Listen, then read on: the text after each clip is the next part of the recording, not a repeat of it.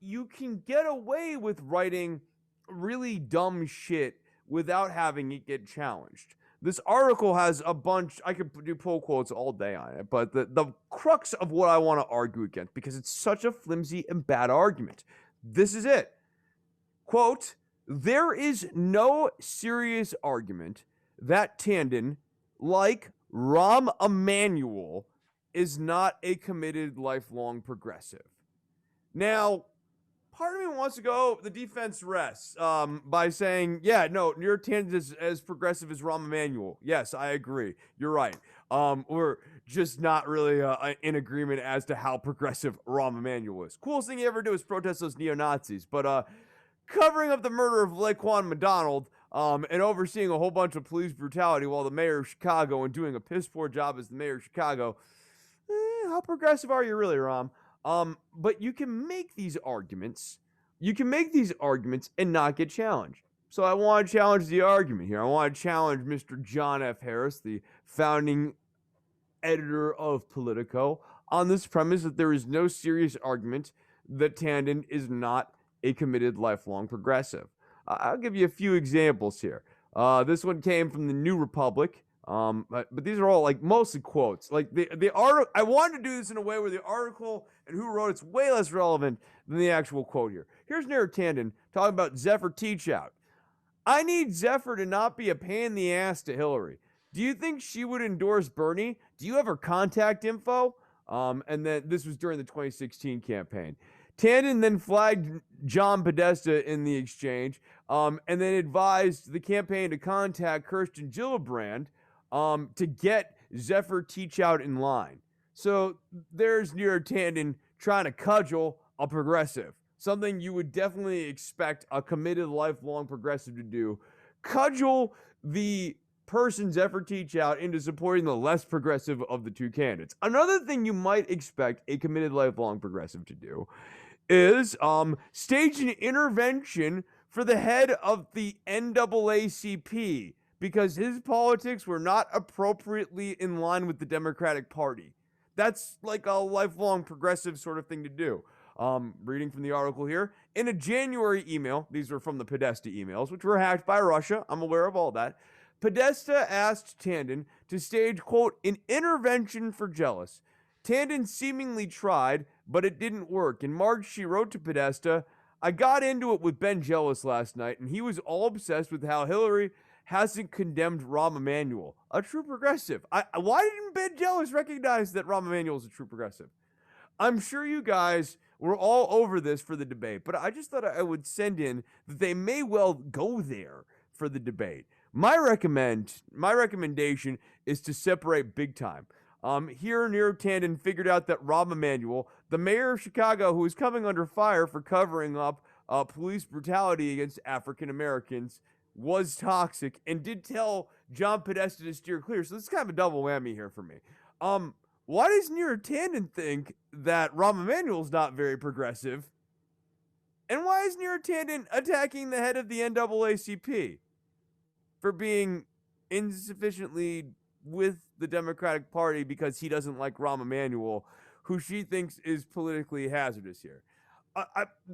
The answer here is pretty simple, John F. Harris. It's because it doesn't make any sense. It's because she's not very progressive. I'm not yelling at you, Brian. I'm yelling at John F. Harris. I wanted to make that clear. For once. Yeah. Are you talking about that I just yell and I don't add clarity to it, or that I'm not yelling at you? I don't really know where I was going with that. I was just no, it's fine. Poking at you there. No, it's fine. No, it's not.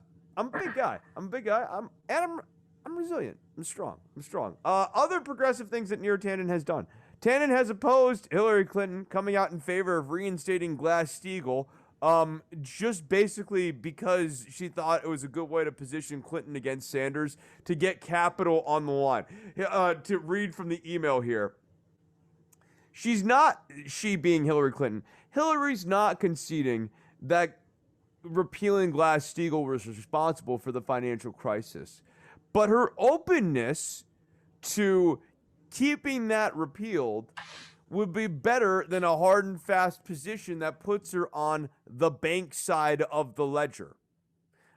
Essentially, she wants to kind of keep that door friendly for the big Wall Street money here.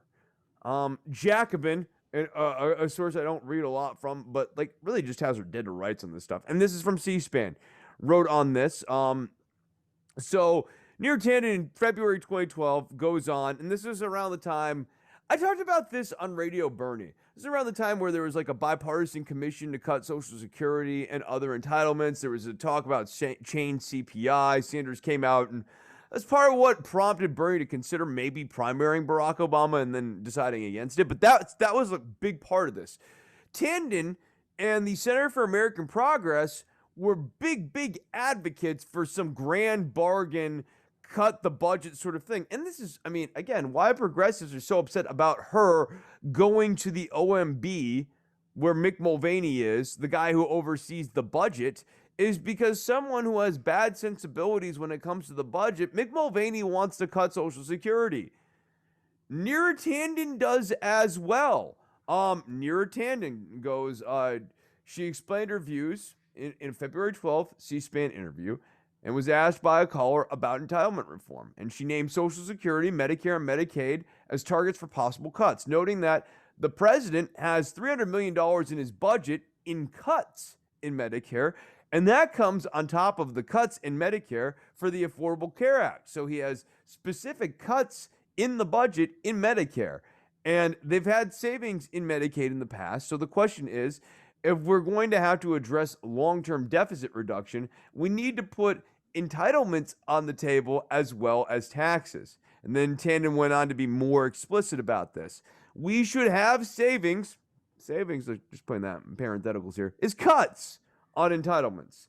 And the Center for American Progress, the think tank that she headed, has put forward ideas on proposals to reform the beneficiary structure of Social Security. Some of our progressive allies aren't as excited about that as we are. It's kind of a double whammy here again, John. Why would she say that? Why would progressives think she's less excited? And Anna, by the way, why would she say ally? Ally, like, you know, like I'm an ally of the LGBTQ community. I'm assuming you are too. You know why we say that is because we are not part of that community, but we support them. That's what an ally is. An ally, like France, is an ally of the United States. Why? Because they're not part of the United States. They're friends with it. They're adjacent to it. Tanden describes herself as an ally and describes progressives as an ally, as in not her. My fellow progressives is how you might describe yourself if you are a real progressive.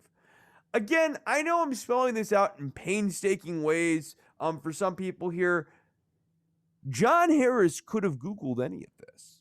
And any establishment person could have Googled any of this. And I've seen so many people incredulously argue on Twitter this week that there's just simply no evidence textually to support the idea that Neera Tanden's anything other than a progressive.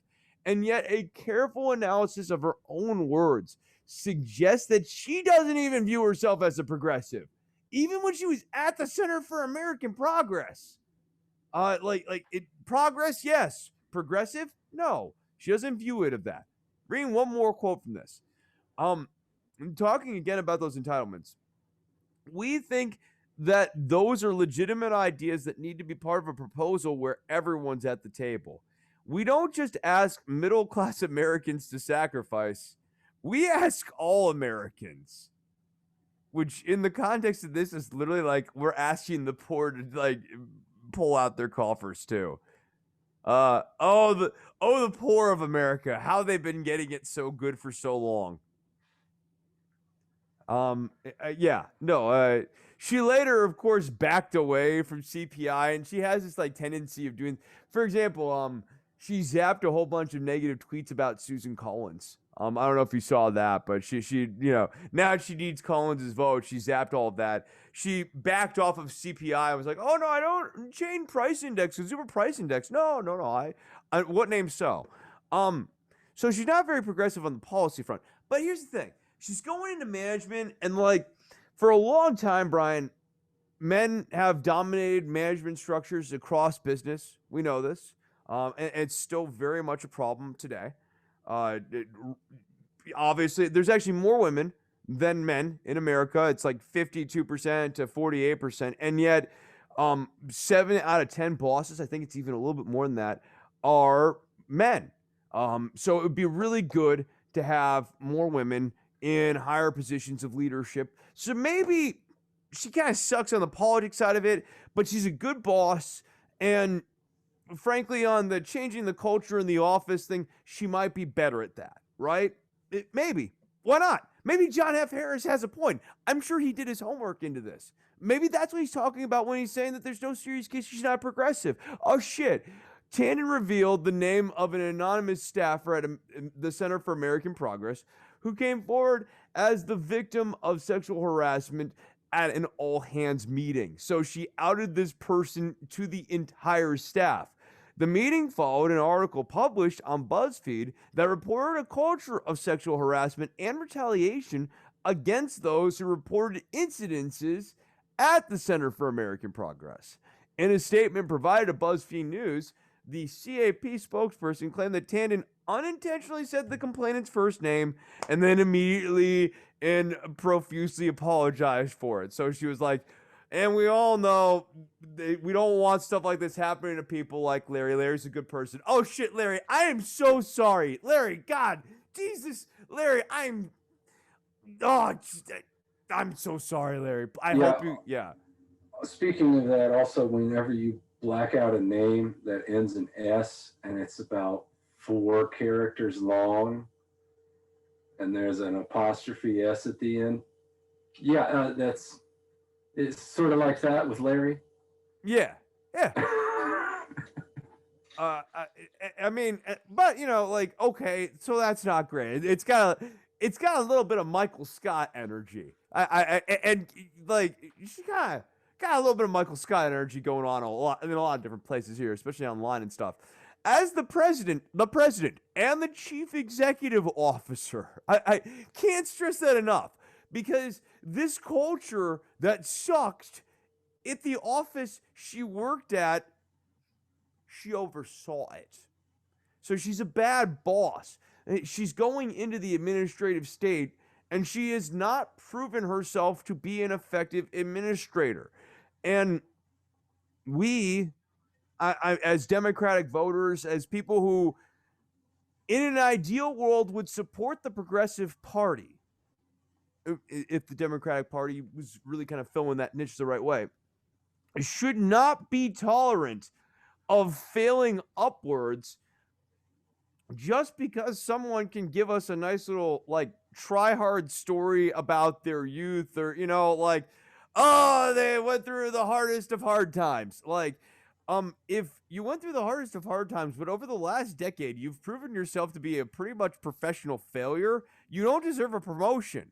I hope that you find success, but you should not find success just because you fail. She is a failure. But we'll go on a little bit more. Maybe she's really progressive. I'm losing. My hope is waning here. So at one point, someone criticized Hillary Clinton. Unthinkable. And this guy Fayez Shakir interviewed Hillary Clinton, and the interview asked some unfair questions. The question was about the Iraq War, which Hillary Clinton had supported, and Hillary Clinton didn't want to be asked about. After that interview, Neera Tanden went up to Fayez Shakir and slugged him, hit him. When confronted on that, she goes, "Oh, I didn't slug him. I pushed him." A totally highly normal thing for a campaign official to do. As we remember, when everyone applauded Greg Gianforte, he also got promoted and failed upward. I know. That's sort of the point. If you think Greg Gianforte out there when he beat up that reporter from The Guardian shouldn't have failed upward, calibrate that against how you feel about Neera Tanden. And then one last piece on this. Think Progress. You might remember Think Progress, and they still sort of are like out there kind of as a ghost, but they're not the thing that they once were. Why not? Because Neera Tanden shut it down after the writers that think progress tried to unionize, citing that it was no longer profitable now that the writers were trying to unionize. So rather than making the organization profitable for the people she was employing and that she was managing, she instead, like a true progressive, sided with capital and said, "Oh, there's just no room for the inn. I can't fix this. I'm going to have to go on to continued career success and lock all you bastards out in the cold." So, John, on that alone, I think maybe you can look at those and go, maybe there is a serious argument that Tanden, like Rahm Emanuel, is not a quote committed lifelong progressive. And then the last piece of evidence, also from the WikiLeaks emails here, is this is really an outrageous email where she insinuates that we should intervene in Libya, an operation that did not go well, an operation that progressives did not support, not that I'm aware of. I was not calling for regime change in Libya back in the day. I was strongly against actually doing anything in Libya, and it went pretty badly. Long story short, but she was saying we should do this, and we should have the Libyans pay for it with the oil. Very Trumpy in its energy here. Here's her exact words: "We have a giant deficit. They have a lot of oil. Most Americans would choose not to engage in the world because of that deficit. If we want to continue to engage in the world, gestures like having oil-rich countries partially pay us back doesn't seem crazy to me. Or do we prefer cuts to Head Start or WIC or Medicaid? Because we live in deficit politics, and that is what is happening and what will be happening even more." And I want to stop on that last sentence there, or that last paragraph there. Or do we prefer cuts to Head Start or WIC or Medicaid? She advocates for those. You know this. We just talked about it, but it drives me up a fucking wall because, again, a cursory Google search, John F. Harris, founding editor of Politico, guy who won't publish anything I write, guy. John, a cursory read of this stuff would tell you that yes, there is an argument, a serious argument, that Neera Tanden is maybe even on the liberal side of the neoconservative wing of politics. She is not a neocon on the social stuff, but when it comes to foreign policy, when it comes to budget stuff, this whole we live in deficit politics stuff, we live in deficit politics puts you on the Republican side of the economic political debate spectrum.